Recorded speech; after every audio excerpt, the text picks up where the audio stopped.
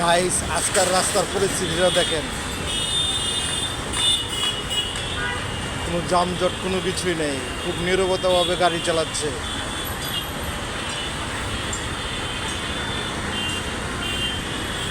একবারে সম্পূর্ণ ফাঁকা দেখেন।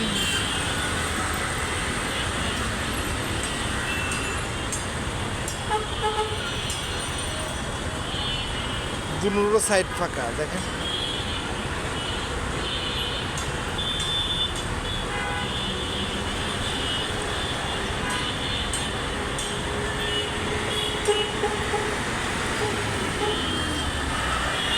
অল্প সময়ের ভিতরে মানুষ গন্তব্যস্থলে পৌঁছে দিতে পারতেছে।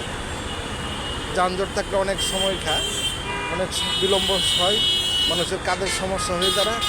আর এখন রাস্তাঘাটে কোনো জ্যাম নেই, একবারে ক্লিয়ার। আল্লাহ হাফেজ।